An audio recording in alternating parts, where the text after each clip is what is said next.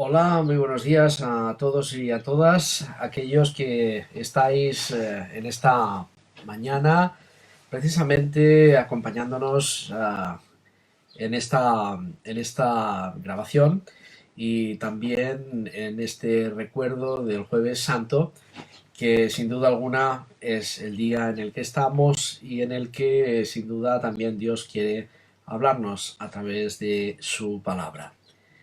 Mi nombre es Felipe Lobo, soy profesor y misionero en el centro Sarepta y os doy la bienvenida a este nuevo vídeo, a la vez que os sigo invitando a visitarnos, a conocernos todavía mucho más de cerca y a poder reflexionar juntos durante unos días, unas semanas, unos meses, todo el programa de un año, para que nos acompañes en Alfaz del Pi, en un centro maravilloso, precioso, con todos los servicios que se puede necesitar en estos días y que sin duda alguna serán de un buen agrado una vez que pase toda esta situación en la que en nuestro país, en España, estamos con la crisis de la pandemia. Pero superamos esta y la superamos no solamente con un mensaje positivo, sino porque es que hay un mensaje que es mucho más que positivo, es una gran realidad que el propio Creador nos ha dejado a todos nosotros para poder reflexionar. Así que no quiero tardar mucho en estar hablando del texto que nos toca para hoy, que sin duda alguna tiene muchas cosas que decirnos a todos los creyentes y no creyentes en este día. La enseñanza de hoy nos habla precisamente de algo esencial e importante. Las últimas palabras de alguien que se va de este mundo quizás sean una de las palabras que hacen moraleja, que hacen el resumen de una vida, que hacen el resumen de una conclusión de lo que ha sido su existencia, de sus vivencias, de sus experiencias. Y Jesús en el relato de la Santa Cena y en el relato del huerto de los olivos nos está recordando precisamente cuáles son esas últimas palabras antes de su entrega, de su sacrificio, de su pasión y de su muerte. Y de su muerte para resucitar al tercer día, como hemos estado viendo a lo largo de todos estos días, y también no solamente durante estos días, sino a lo largo de toda la predicación del cristianismo, de la fe cristiana, de la palabra de Dios hecha carne en la vida de la Iglesia y que ha sido el motivo de la predicación y el deseo mayor de los hombres en su encuentro con Dios, proclamar y ser testigos de todo esto que pasó hace 21 siglos. La realidad es que hoy en día estamos muy cercanos al retrato de la muerte y estamos muy cercanos y bastante dolidos además por ella. Como de la noche a la mañana personajes famosos, personas queridas, familiares, amigos, parten al otro mundo y parten de la noche a la mañana víctimas de un pequeño virus que acaba con las vidas de toda criatura en un momento dado. Y esto es tristísimo precisamente y nos hace reflexionar acerca de la importancia de la vida, de lo que es importante en la vida, de hacer una reflexión seria y firme de cómo queremos vivir e incluso cómo queremos marcharnos de ella. La muerte es algo que ha quedado justo aparte. En nuestras ciudades ya no se ve la dirección y las indicaciones al cementerio o a un tanatorio, porque no es algo que traiga alegría a la población y la distrae de consumir. Eso sí, nos dicen dónde están muy bien los supermercados, dónde están los lugares donde divertirnos e incluso los lugares donde ir a pagar o donde ir a poder, pues eso, administrarnos de alguna manera. Pero lo cierto es que la muerte en nuestra generación está siendo cada vez más apartada y cuando nos enfrentamos a ella y de una manera tan dura y fuerte, lo que hacemos es echarnos las manos a la cabeza como diciendo, ah, pero eso existe. Pues sí, esto existe. Esto existe y es la realidad de la vida. Y Cristo tuvo que enfrentarse, como nosotros nos tenemos que enfrentar a nuestra propia muerte tarde o temprano. Cristo enfrentó la muerte. Y tenemos muchas cosas que aprender de cómo Él afrontó la muerte para ayudarnos a nosotros como creyentes también en este afrontar esta realidad que nadie va a obviar, salvo que Cristo venga pronto y nos lleve a todos, que ojalá fuera esa la realidad, pero salvo que fuera esa realidad, lo que nos queda es precisamente saber cómo podemos vivir de manera que cuando llegue ese momento podamos decir que hemos hecho todo lo que teníamos que hacer y hemos hecho todo lo adecuado que podíamos hacer y también si estamos preparados realmente para ese momento.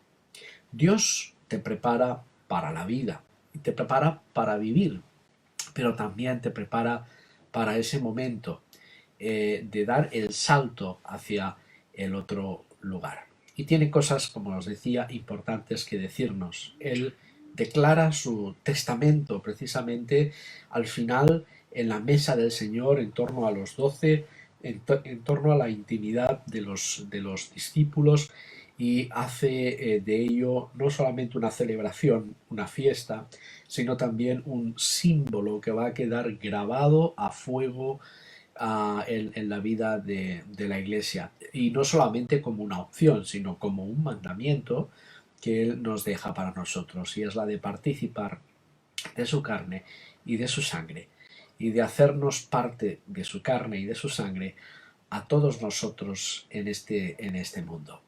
Con ello también nos va a dejar al final otra reflexión en el huerto de Getsemaní muy importante para la Iglesia de hoy y que a veces hemos olvidado.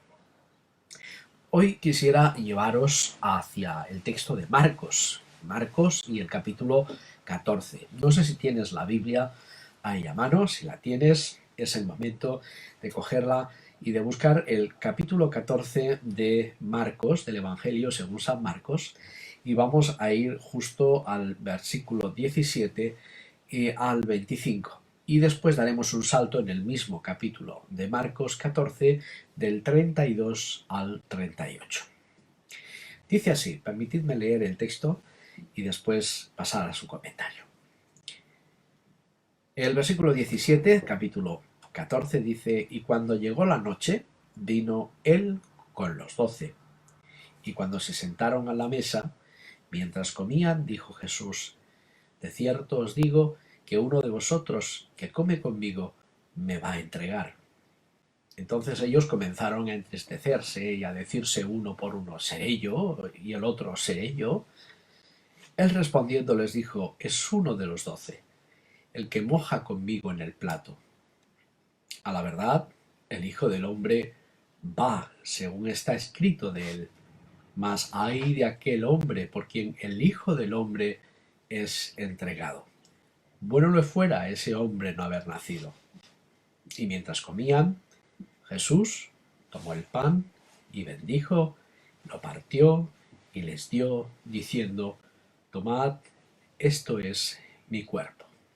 Y tomando la copa, y habiendo dado gracias, les dio, y bebieron de ella todos. Y les dijo: esta es mi sangre del nuevo pacto, que por muchos es derramada. De cierto os digo que no beberé más del fruto de la vid hasta aquel día en que lo beba nuevo en el reino de Dios. Este texto nos lleva precisamente al recuerdo de una despedida. Yo no sé si los discípulos en este mismo instante están siendo totalmente conscientes de lo que él está diciendo. Creo que intuyen que algo malo va a pasar. Intuye que él se marcha, pero ¿a dónde se marcha? Se marchará con su Padre Celestial y traerá con él legiones de ángeles para inaugurar su nuevo reino. ¿Él acaso se está despidiendo de ellos como un mero maestro y va a encumbrarse como un rey en Jerusalén? ¿O es verdad que finalmente su vida está corriendo peligro algo que ya van intuyendo los discípulos en su viaje junto con él a Jerusalén y durante toda la semana en la que han estado predicando, haciendo, milagros y atendiendo al pueblo de Dios antes de llegar a este jueves. Realmente los discípulos están todavía adormilados, adormecidos, quizá no son conscientes de lo que él está diciendo. Pero lo que él está revelando aquí es su testamento. Está haciendo partícipe a la vida de la Iglesia de este testamento que él nos deja a nosotros, ¿no? Y en medio de este testamento implica la parte de la obra del hombre. El hombre que traiciona a Dios, el hombre que en su desobediencia percibe y quiere siempre arreglar las cosas a su manera. Fijaos, Abraham tuvo una promesa de un hijo, pero Abraham no esperó a la promesa de Dios que le daría un hijo y viendo que tardaba, quiso poner un remiendo, pues eso, teniendo un hijo con una de las esclavas, de las sirvientas que tenía su esposa. Incluso la propia esposa colabora con él en este hecho. Es decir, Dios nos da promesas a todos nosotros, pero el hombre decide actuar por sí mismo, intentando salvarse de mejor manera de lo que Dios parece que viene a nosotros a salvarnos, ¿no? A veces no nos gusta la manera en que Dios quiere salvarnos, y esa autojustificación está dentro del ser humano. Adán y Eva quisieron arreglar escondiéndose de Dios la situación cuando han pecado, ¿no? Y ellos quieren de alguna manera saber y conocer, arreglar el mundo que ellos tenían, y eso que estaban en un mundo donde el bien les seguía y donde todo era bueno realmente a los ojos de Dios y de ellos mismos, pero el ser humano quería algo más y arregla su vida para poder conocer no solamente el bien, sino que también el mal, sin saber gestionar el mal, trayendo unas terribles consecuencias para él y para toda la raza humana a lo largo de la historia.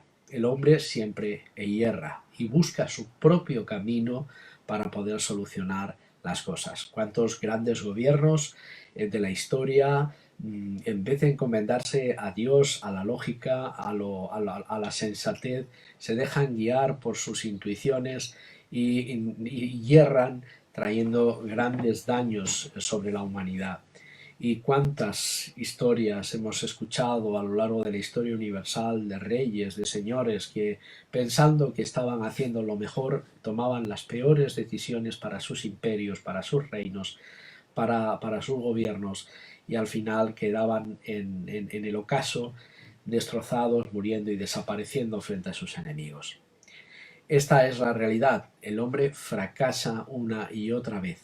Y la historia de Judas, que había de entregar a Jesús, no es sino esta misma historia de alguien que quiera arreglar las cosas a su manera.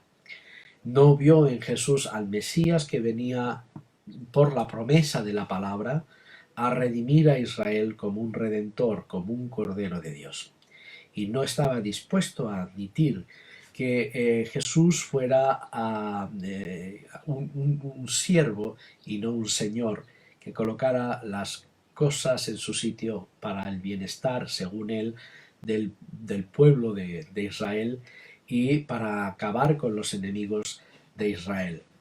Y al ver en Jesús un líder bastante flojo, bastante pobre, bastante débil y además dispuesto a morir, a entregarse según la visión de Judas, para desaparecer, desanimó mucho a y quiso arreglar esta historia sacando partido de ella. Yo os entrego a Jesús y a cambio yo resuelvo el resto de mi vida porque he perdido todo un tiempo maravilloso durante estos años siguiendo a alguien que yo creo que no es el que tendría que venir, no es el Mesías que los judíos esperaban, que los celotas esperaban según su criterio, ¿no? Y según nuestro criterio humano siempre erramos. Judas erró entregando al Hijo de Dios, pero el Dios que conoce al hombre dejó que este hombre siguiera con su plan, porque incluso en el error humano la voluntad de Dios se hace y permanece precisamente para llevar a cabo su plan punto a punto, de manera que el Hijo fuera entregado y con ello empezara la historia de nuestra redención, la expiación de nuestros pecados y también de nuestra reconciliación posteriormente con Dios, para tener una nueva relación con el Señor y una nueva relación como seres humanos entre nosotros. El que se acerca, el que le va a entregar, es alguien que no viene de lejos. No le entrega a un miembro del Sanedrín, ningún policía del templo, no le entrega ninguno de los miembros del Sanedrín, ¿no? De esos diputados, ni siquiera el sumo sacerdote, ni un rey, sino uno que está con ellos. Porque están allí los 12, dice el texto en el versículo 17, estaban los 12, no estaban 11, no estaban todos menos Judas, no, Judas está participando, está escuchando el testamento que el Señor va a dejar, pero sin duda él no duda en entregarle. Y como siempre, a veces nos hiere más el que puede que el que quiere, ¿no? Y cómo se sentiría el Señor sabiendo que Él comía con ellos como señal de comunión en esa Pascua, cómo podrían comer, cómo podría tener esta tranquilidad de conciencia sabiendo lo que estaba maquinando en su mente y en su corazón, estando en la misma presencia del Hijo de Dios, que ya sabía lo que había en su corazón y lo que estaba en su mente, y no tardó en declararlo. Marcos hace este inciso en Judas. Es como Marcos, que tiene esta gran influencia de la predicación del Evangelio del apóstol Pedro. Pedro parece que deja muy remachada esta idea de una traición, de la traición de Judas, como algo realmente duro y como algo bastante malo para imitar y sobre todo ver esta actitud horrenda, ¿no?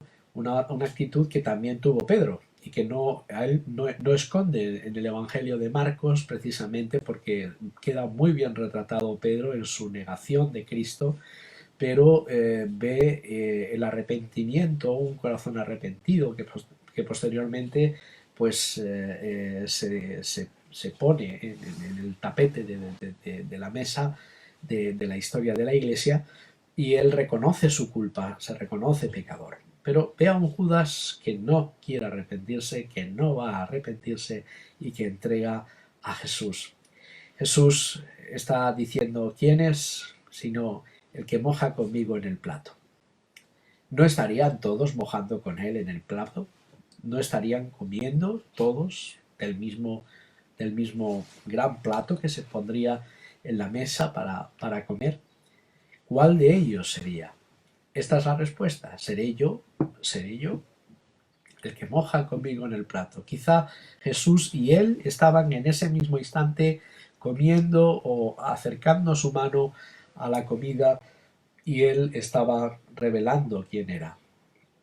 Pero tiene un mensaje para los hombres, para todos los hombres que quieren solucionar su vida a su manera, prescindiendo de lo que Jesucristo ha hecho por todos nosotros. Y este es el mensaje que Dios habla y envía a la persona de Judas, pero a todos aquellos que junto con Judas deciden justificar su vida, arreglar su vida, apañar su vida para hacer lo que quieren, pero en definitiva luego intentar ver cómo poder salvarse a sí mismos frente al juicio de Dios y frente al juicio de la humanidad y de la historia. A la verdad, dice el versículo 21, el Hijo del Hombre va según está escrito de él, mas ay de aquel hombre por quien el Hijo del Hombre es entregado. El Hijo del Hombre va según está escrito de él. Jesús está diciendo, el Hijo del Hombre va a morir en una cruz, va a ser golpeado, va a ser nonadeado, va a ser herido, va a ser escupido, va a ser tenido en poco. El Hijo del Hombre va a ser maltratado, va a ser crucificado por amor a nosotros, para expiar el pecado del hombre, para que todo este mal de la humanidad, todos estos débitos de la humanidad que nos hacen odiar a nuestro enemigo y a nuestro vecino y a nuestro amigo, nuestras malas manera de obrar y de ser, nuestra condición maligna de pecado auténtico en la que el ser humano vivimos todos. No hay ni un solo ser humano que pueda decirse que es más santo que nadie en este aspecto, porque en este aspecto todos somos pecadores y no hay límite a la acción del mal en el hombre cuando este hombre no rinde su voluntad a Dios. Y todo esto ya sabemos qué es lo que va a ocurrir con el Hijo, pero ay de aquel hombre por quien el Hijo del Hombre es entregado. Y es entregado precisamente y es rechazado como una opción, como la opción auténtica, salvadora y única a través de la cual nosotros nos podemos salvar. Cuando rechazamos la salvación de Jesús, el Evangelio cae sobre nosotros. Esta expresión que Jesús enseñaba en el Evangelio, donde decía es que es muy, muy duro caer sobre el Evangelio, sobre la palabra de Dios. Pero es bienaventurado el que cae sobre la palabra de Dios, porque el que cae sobre la palabra de Dios al final acaba siendo un corazón quebrantado, ¿no? Y un corazón que conoce a Dios, juzga a la persona ante la palabra, juzga su vida, su forma de ser y su situación frente a Dios y se convierte de todo corazón. El corazón es dolorido y quebrantado frente a este sentimiento de vergüenza que provoca nuestro ser interior. Pero hay de aquellos sobre los que no o que se resisten a caer sobre la palabra, porque la misma palabra caerá sobre ellos y esta palabra los va a desmenuzar, va a acabar, los va, como decimos en España, a espachurrar y va a molerlos, ¿no? A destrozarlos, ¿no? Qué gran misericordia tiene Dios en esta gran realidad en la que Él nos muestra. Hay de aquel hombre por quien el Hijo del Hombre es entregado y este hombre rechaza esta salvación. Y hay de aquel hombre que entrega al Hijo del Hombre por 30 monedas de plata.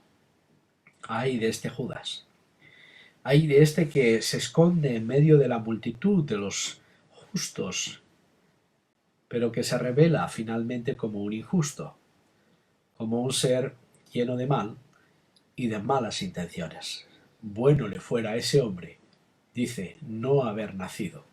Y es verdad, al no haber nacido, no haber sido dado a luz, no haber visto la existencia, la vida, hubiera sido mejor para ese ser humano que realmente vivir en este mundo y después tener que enfrentarse al juicio de Dios, que no es precisamente que el juicio de Dios no termina con la muerte ni con la forma de morir de los que mueren por su injusticia, ¿no? Sino que todavía queda el juicio donde toda nuestra vida y nuestro ser van a decidirse entre el cielo y el infierno, el bien o el mal, la gloria eterna o la separación total con Dios por una eternidad. Y quién sabe qué más cosas que todavía la palabra no nos ha revelado con total plenitud y que no podemos decir, ¿no? Querido amigo, si vives de espaldas a Dios o intentas arreglar tu vida a tu manera, sí, me dirijo a ti a ti que estás diciendo, no, no, si yo ya soy bueno, yo ya hago bien las cosas, yo quiero a mi familia, soy una persona buena, responsable, ayudo, quiero hacer lo mejor posible. Amigo, eso no es lo que te está diciendo Jesús. Jesús está diciéndote que tienes que venir a Él y convertir tu corazón y dejar que toda buena obra que salga de ti la produzca Él por su Santo Espíritu y no quieras justificarte para huir de la realidad de Dios, de la presencia de Dios en este mundo. Porque contra aquellos que quieren hacer la guerra a su manera, o vivir la vida a su manera, o presentarse ante Dios o ante los hombres como justos a su manera, finalmente no van a ser justificados. De nada te va a servir incluso haber dado de comer a los niños del África si tu corazón, si tu vida no ha sido rendida ante Cristo, si tu vida no ha tenido, en tu vida no ha habido lugar una conversión de tu alma y has permitido que Dios venga a ti y te sane y te haga un útil instrumento en sus manos. Todo principia y termina en Dios. De Dios recibimos la vida, de Dios recibimos el final de la vida y de Dios queremos también que recibir el cuidado de Dios, la ayuda de Dios, la presencia de Dios en todo aquello que vaya a acontecer. Así que, querido amigo, busca a este Cristo y no lo entregues, no lo desprecies, no le digas no en tu corazón a Él. La Iglesia lanza este ruego a todos los hombres y mujeres que escuchan este mensaje. Y no hay otra solución para nuestras vidas. Dios así lo revela en la Escritura y no hay otra forma en la que vamos a justificarnos. No importa de dónde seas, ni quién seas, ni qué religión tengas, ni cuál sea tu cultura, cuáles sean tus costumbres de siempre, tus tradiciones. Solamente por Jesús podemos entrar a su presencia. Y todo hombre que entrega a este Cristo, que lo menosprecia, que menospreciándolo es capaz incluso hasta de venderlo, está bajo un juicio que el mismo Hijo de Dios dice, este precioso, este bondadoso Jesús, este Jesús lleno de amor, está diciendo, bueno le fuera a ese hombre o a esa mujer no haber nacido. Así que enfréntate a esta realidad, enfréntate a esta realidad de tu vida y rompe, no te distraigas, no te quedes igual frente a este mensaje, dale una respuesta positiva a Dios y ve hacia Él en la vida, porque en Él vas a tener la mejor opción y lo mejor que te pueda ocurrir será desde Él, para ti y para tu familia, si le buscas, porque lo vas a encontrar. Jesús pasa de seguido de esta reflexión frente a aquel que iba a entregarle a donarnos un testamento. Las palabras de Jesús son, sin duda alguna, vida para los creyentes, para nosotros, nos motivan a vivir y nos motivan precisamente a dar una razón y dar auténtico sentido a la vida. ¿Por qué? Porque la Escritura da sentido a la vida como otras cosas nos dan sentido. No, en absoluto. Porque el único y real sentido de la existencia y de la vida están en la vuelta al Creador de toda esta gran creación en la que vivimos. Y solamente vamos a encontrar reposo y paz interior en él. La meditación, las falsas sectas o doctrinas que hablan acerca de la evasión del hombre de este mundo, no van a ayudarnos. No nos van a ayudar. Puede ser un bonito ejercicio que, como una liturgia, prepararnos para la vida, pueda ayudarnos en algo, pero no nos va a salvar. La obra de Dios está a través de Jesús y Él nos va a delegar este testamento. ¿Qué es lo que Jesús quiere? En primer lugar, parece ser que el texto, en el versículo 22 de este capítulo 14 de Marcos, dice: y mientras comía, Jesús tomó pan y bendijo, y lo partió, y les dio, diciendo: tomad, esto es mi cuerpo. Y tomando la copa y habiendo dado gracias, les dio, y bebieron de ella todos. Y les dijo: esta es mi sangre, esto es mi sangre del nuevo pacto, que por muchos es derramada. ¿Qué nos está dando? ¿Qué herencia es la nuestra como cristianos en este mundo todavía? Pues en lo que respecta a la vida de la Iglesia, es tomar y alimentarnos de Él, de lo que su cuerpo es e hizo para nosotros. Tomar el cuerpo de Cristo significa encarnar la vida de Jesús en mi propia vida. Tomar a Jesús es comer el pan el domingo, pero tomar de este pan significa que además estamos diciendo sí a que Jesucristo tome parte y lugar en mi cuerpo, en mis emociones, en mi espíritu, en mi ser entero, y que Él guíe mi vida en todo.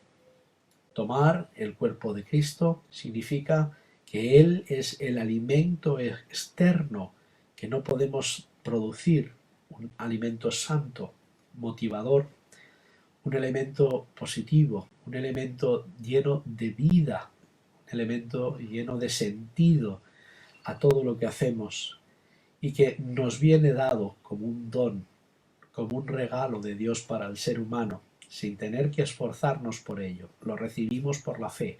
¿Lo quieres? Y la respuesta es sí, lo quiero. Pues si lo quieres, aquí está.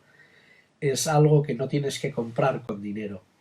No tienes que esforzarte en hacer algo por conseguirlo, sino creer realmente que Cristo entregó su cuerpo por amor a ti. Él va a entregar su cuerpo a la muerte, y esto va a hacer que derrame su sangre en la esencia de su vida por amor a nosotros. Pero la entrega de su cuerpo es este tomar de su cuerpo, es también participar de lo mismo que Jesús participó. Precisamente hablamos de sus desprecios, hablamos de su persecución, hablamos también de su mala prensa, hablamos acerca de recibir a lo mejor el odio de aquellos que se niegan a seguir a Jesús y prefieren tener su camino, como hablábamos hace unos instantes en el caso de Judas, y aquellos que rechazan a Dios, evidentemente. Quienes rechazan a Dios no van a querer comer del cuerpo de Cristo. Quienes no tienen parte con Dios no van a tener parte de este banquete al que Jesús te invita como hijo e hija de Dios. Jesús tomó el pan y bendijo y lo partió y les dio diciendo: tomad, esto es mi cuerpo. Cuando iba a tomar la copa de la redención, unos instantes antes, dentro de lo que era la cena de la Pascua, como hemos visto durante estos días pasados en nuestro estudio de la pasión de Jesús, de la pasión de Cristo, explicábamos los pormenores cuando hablábamos del texto de Lucas referente a la mesa del Señor, a la comunión y al aposento alto. Hablábamos de cómo era una Pascua, ¿no? Y cómo se celebraba. Cuando llegaba el momento de la Pascua de la Redención, un trocito de pan sin levadura que se había guardado en un lado de la mesa aparte, era entonces cuando él, tomando ese pan, lo terminó de partir y lo ofreció a todos antes de hacer también el brindis y tomar esta copa de la redención, precisamente de la que nos va a hablar ahora posteriormente. Y dice: este es mi cuerpo, esto que veis aquí es mi cuerpo. ¿Qué nos está diciendo Jesús con esto? Pues que tanto el pan y el vino nos están trayendo la presencia de Dios a la vida. Muchas veces decimos, ¿dónde está Jesús? Pues dice, donde hay dos o tres que se reúnen en su nombre, ahí está Él. Pues cuando nos reunimos en su nombre, nos reunimos para partir el pan. ¿Y dónde está Jesús? Está en estos elementos representados. ¿Dónde está Jesús en medio de nuestro culto? Pues Él está en medio de este cuerpo y de esta sangre derramada, de este pan y de este vino. Y parece que insiste en esta idea de la Eucaristía, porque cuando vemos los distintos encuentros que Jesús tiene con la Iglesia posteriormente a su resurrección, cuando habla con los discípulos de Maús, cuando está hablando a sus discípulos y aparece a Tomás, el elemento esencial de la comunión es la Pascua, es el comer juntos, el participar de su cuerpo y de su sangre. Y esto aparece con un pan y un pez, con vino, con pan y con vino. Aparece la mesa, aparece de manera continua en torno a la vida de los discípulos y también lo vamos a ver después de Pentecostés en la vida de la iglesia, que se juntaban para escuchar la palabra, para orar y para partir el pan, ¿no? Y así ellos crecían y Dios iba añadiendo a su iglesia aquellos que iban a ser salvos. Es simplemente esta celebración como testigos de la vida y de lo que Dios hace. ¿Es la iglesia la productora de almas? ¿Es la iglesia la que tiene que convencer? ¿Es la iglesia la que tiene a su cargo hacer productivo una marca registrada llamada iglesia y hay que perpetuarla a lo largo de la historia? En absoluto, querido amigo y hermano y hermana. Dios no es una empresa y la iglesia no es una empresa a la que estamos obligados a producir, porque nosotros no podemos producir nada, solamente podemos ser testigos de lo que Dios hace día a día. La mentalidad del hombre que busca su propia manera de resolver las cosas no es la que se aplica en el reino de Dios. En el reino de Dios es Dios quien actúa, es Dios quien hace, es Jesús mismo en este instante el que dice tomad, este es mi cuerpo. Es Él el que provee, es Él el que toma la iniciativa de alimentarnos, de darnos de comer y darnos de beber, alentando así nuestra vida espiritual y de fe, alimentándonos con este sacramento que para muchos creyentes es este acto, sin duda alguna. Y que Dios quiere precisamente que apreciemos, que honremos, que respetemos y que hagamos debidamente dando lugar y honor en medio del culto cristiano en este instante que recordamos tan de cerca y tan recientemente al Señor y a su testamento que nos ha dejado precisamente en Él. ¿Qué es la herencia que nos ha tocado? Pues nos ha tocado la presencia de Cristo continua. La presencia de Cristo en la vida de la Iglesia nos ha dejado con Él su provisión, con Él su amor, con Él su salvación, con Él nos ha dejado su espíritu, con Él nos ha dejado el ver el poder y la obra de Dios actuar en nuestra vida de pura gracia, de puro amor, sin que tengamos que hacer nada salvo recibir lo que Él ya nos ha dado. No podemos salvarnos ni hacer nada por nosotros mismos, no podemos hacer crecer un palmo la Iglesia ni nuestra vida espiritual salvo estando al lado de Cristo, permaneciendo a su lado cada día. Y esta dependencia es nuestra herencia, y esta herencia es la mejor que nos ha tocado. Las cuerdas nos cayeron en lugares deleitosos, dice el Salmo, precisamente, y esta herencia que nos ha tocado es la mejor, porque significa la provisión, la presencia de Dios, la ayuda de Dios, la comunión con Dios continua en nosotros. Y esto es lo único que necesitamos para vivir, esto es lo único que necesitamos en esta vida para disfrutar y ser testigos y en ello hacer lo que Él nos nos haga hacer, nos diga qué hemos de hacer, porque sin duda es Él quien va a terminar todo lo que hagamos y todo lo que Él nos diga. Hacemos lo que Él nos dice, como los discípulos hicieron cuando iban a preparar el borriquillo, el pollino para la visita a Jerusalén, como nos explicó Ruar en el mensaje del domingo de Ramos, y también en este momento en el que Él envía, dice, id allí, id, preparad la mesa. Bueno, pues ellos fueron obedientes, lo prepararon y todo estaba conforme a lo que Él había dicho, ¿no? Y es así, cuando Dios nos dice id, es porque Él ya tiene algo.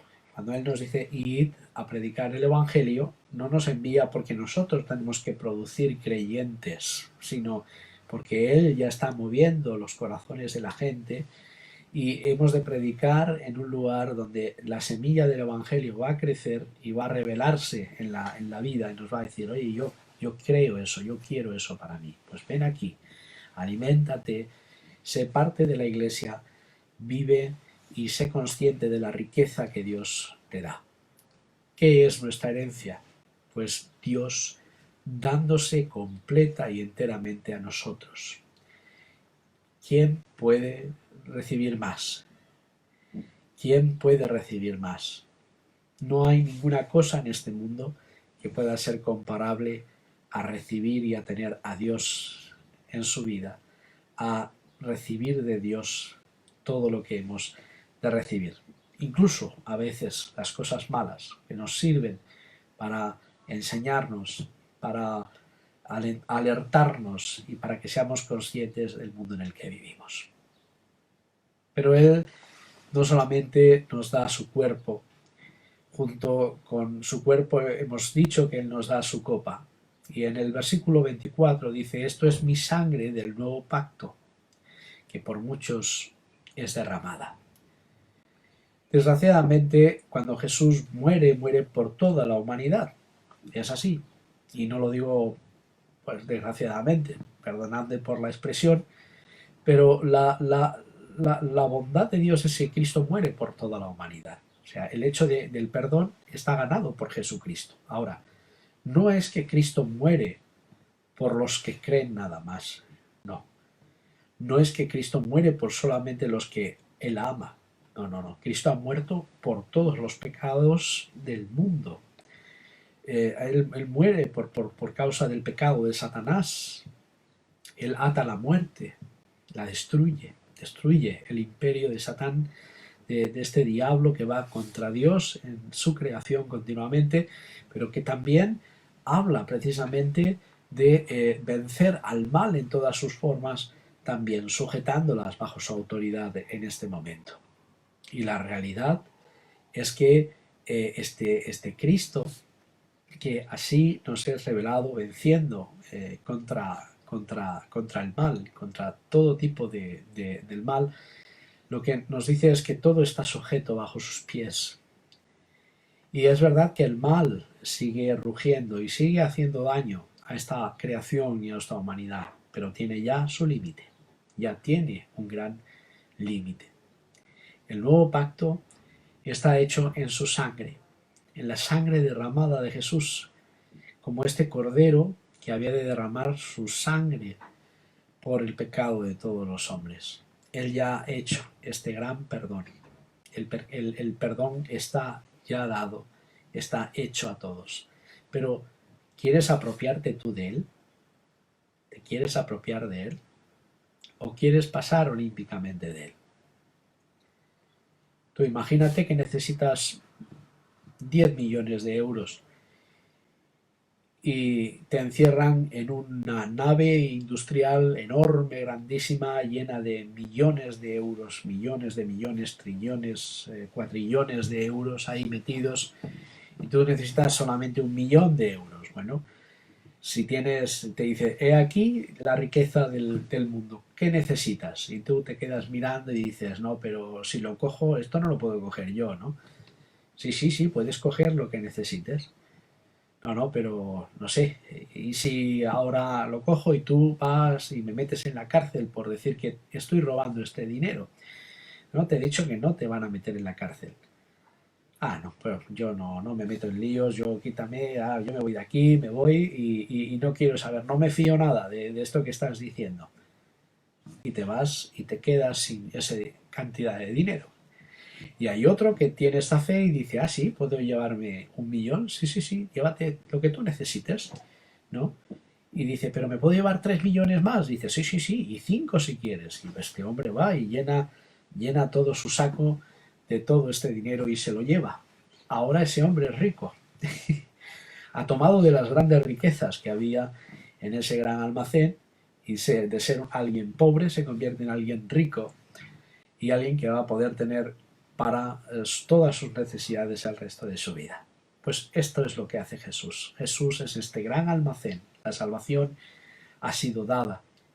Pero cuando predicamos el Evangelio y decimos, ahí está la riqueza de Cristo, los hombres miran con desconfianza de que este símbolo, este gesto, sea lo único suficiente para el perdón de sus graves, a veces, pecados. Piensan que sus pecados son tan grandes que este acto es demasiado poco y lo toman en poco y lo desprecian y no le prestan siquiera atención. Otros dicen que como es tan obvio y tan grande, bueno, pues voy a hacer mi vida y cuando me apetezca ya vuelvo otra vez que ya sé dónde está. Y no vuelven, jamás.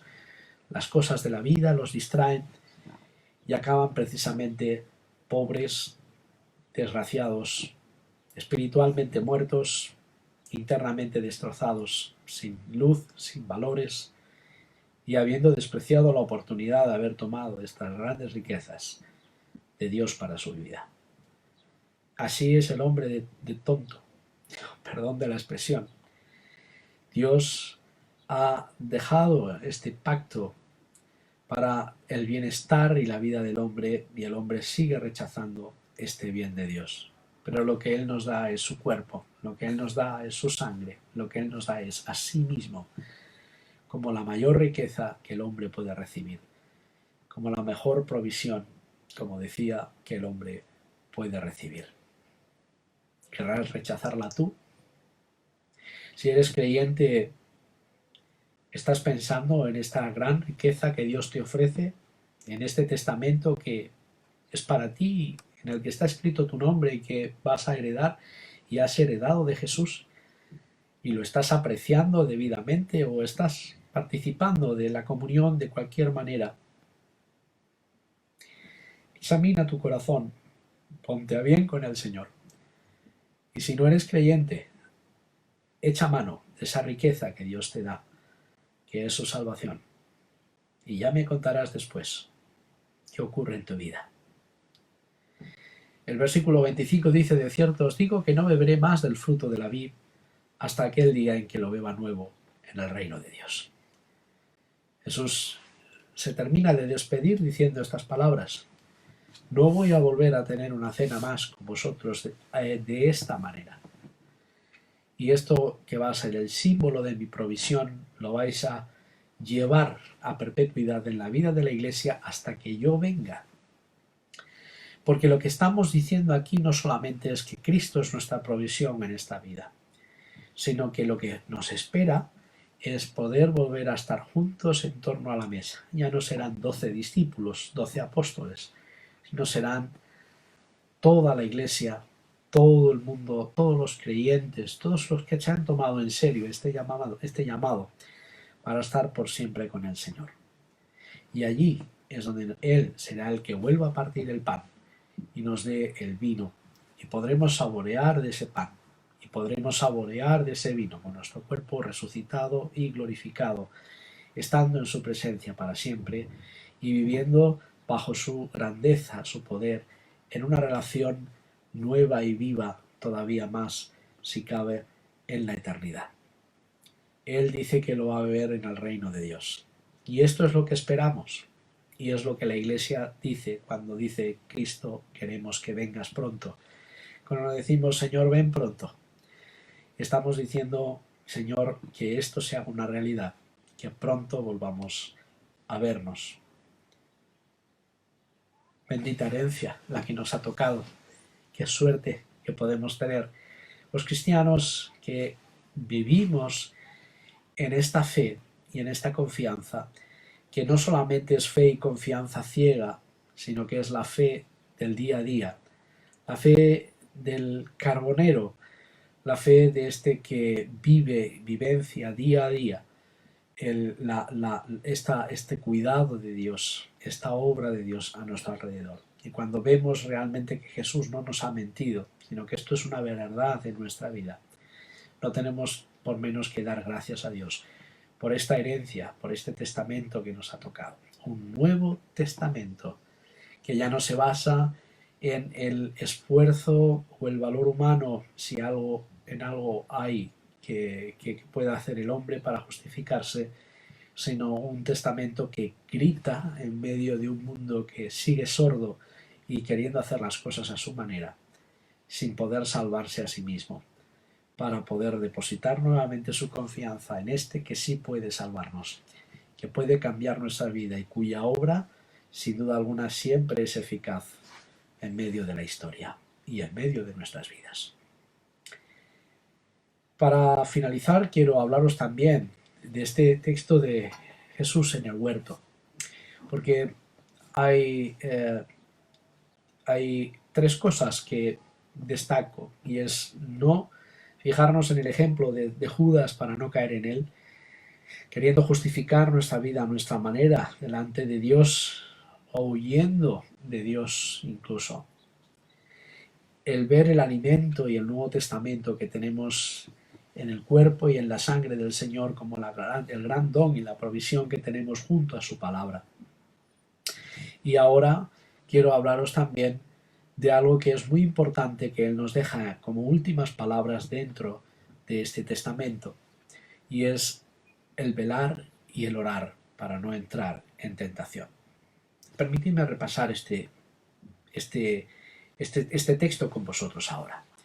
Vinieron pues a un lugar que se llama Getsemaní y dijo a sus discípulos: sentaos aquí entre tanto que yo oro. Y tomó consigo a Pedro y a Jacobo y a Juan y comenzó a entristecerse y a angustiarse. Y les dijo: mi alma está muy triste hasta la muerte, quedaos aquí y velad. Yéndose un poco adelante, se postró en tierra y oró que si fuese posible pasase de él aquella hora. Y decía: Abba, Padre, todas las cosas son posibles para ti. Aparta de mí esta copa, mas no lo que yo quiero, sino lo que tú. Vino luego y los halló durmiendo y dijo a Pedro: Simón, ¿duermes? ¿No has podido velar una hora? Velad y orad, para que no entréis en tentación. El espíritu, a la verdad, está dispuesto, pero la carne es débil. Entre tanto que Él viene, Él dice que va a volver otra vez a comer y a beber en el reino de Dios junto con la iglesia, este pan y ese vino que simbolizan este cuerpo y esta sangre de Jesús, símbolo de la presencia real de Cristo entre nosotros, sino que Dios quiere que en medio de este espacio en el que nos vamos a mover sin que Él esté físicamente presente, guiados por su Espíritu Santo ahora, Él quiere precisamente que en medio de la angustia que la vida nos va a provocar, en medio de afrontar la fe incluso hasta la muerte, en medio del camino que la Iglesia va a tener que atravesar en su historia hasta hoy día, y hoy día todavía no sabemos qué futuro todavía nos va a quedar como pueblo de Dios en este mundo, y a qué cosas tendremos que hacer frente, de qué cosas tendremos que ser testigos.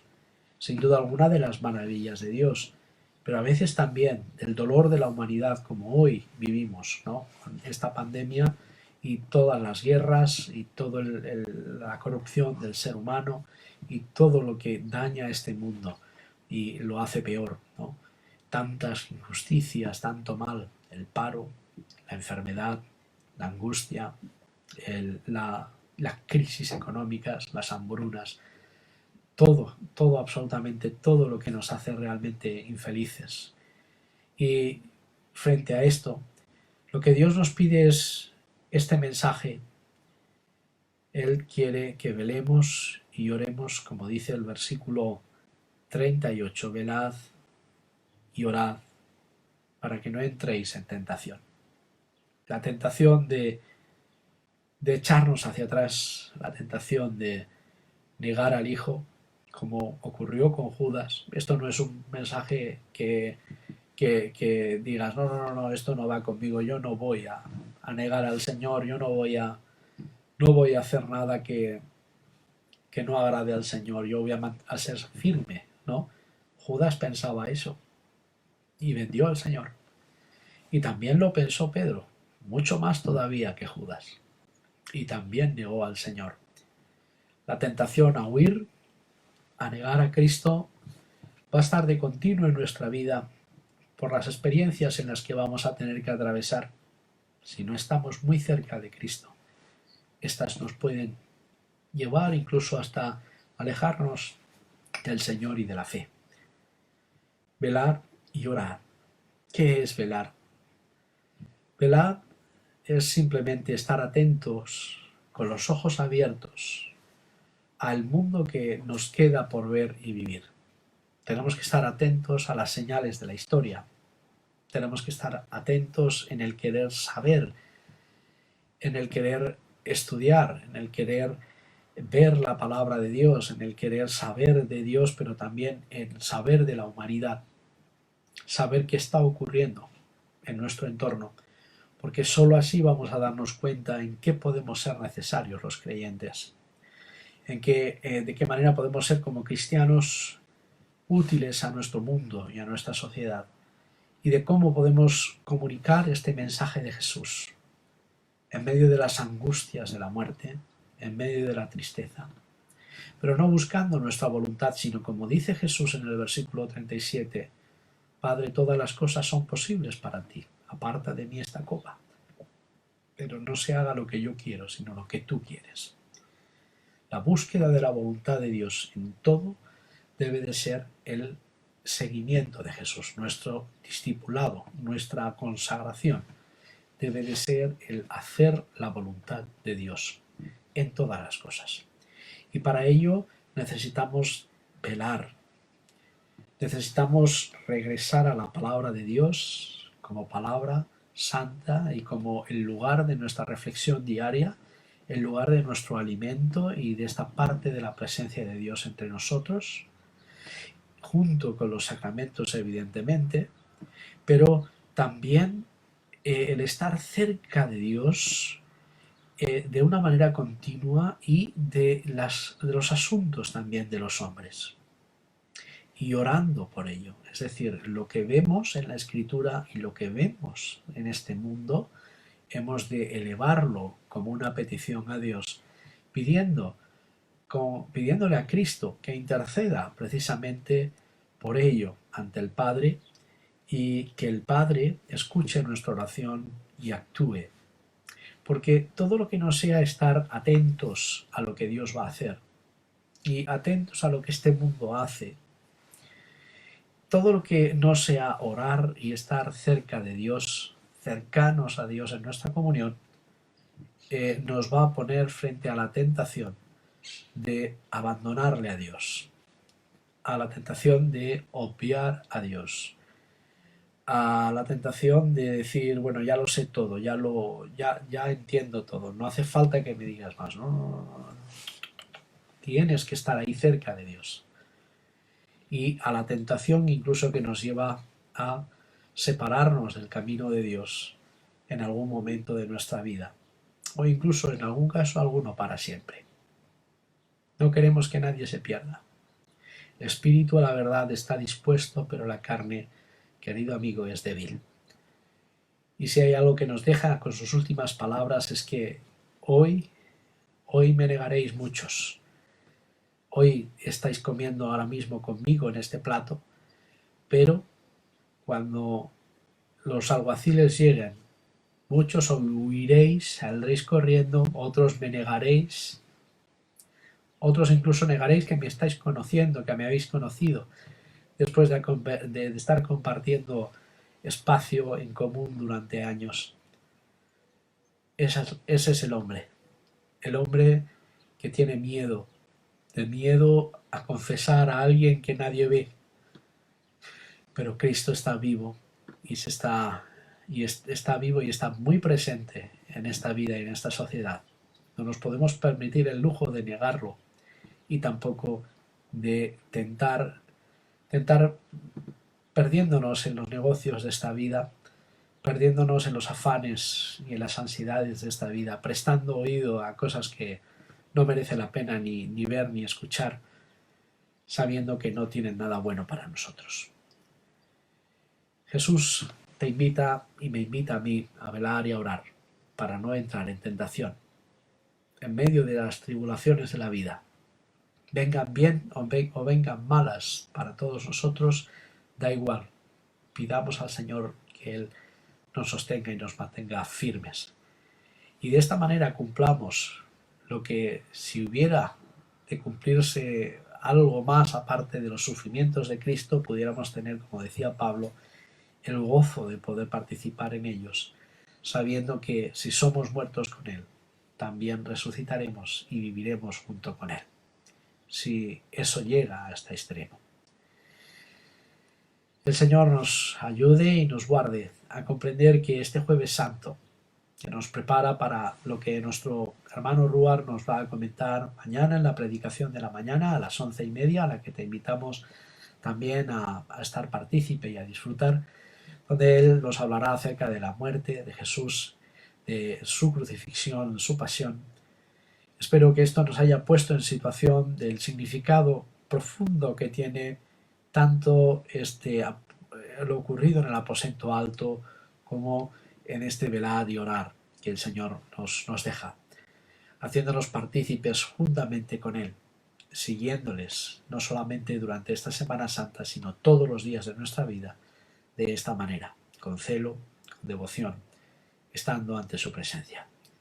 Que el Señor nos bendiga, el Señor nos guarde y nos recoja en este tiempo en la palabra y en la oración, deseándoos que disfrutéis junto a vuestras familias de una maravillosa Semana Santa. Me veréis el domingo a las 11:30 de la mañana, en la que hablaremos acerca de la resurrección del Señor nuevamente y donde tenemos un mensaje que sin duda alguna Él también querrá bendecirnos con él. Hasta este día, mañana nuestro hermano Rugar, como os decía, a las 11:30 estará con nosotros. Ha sido un placer, mi nombre es Felipe Lobo, profesor y misionero de Centro Sarepta. Sea en este vídeo o sea en Centro Sarepta, os esperamos. Muchas gracias por haberme acompañado. Hasta pronto.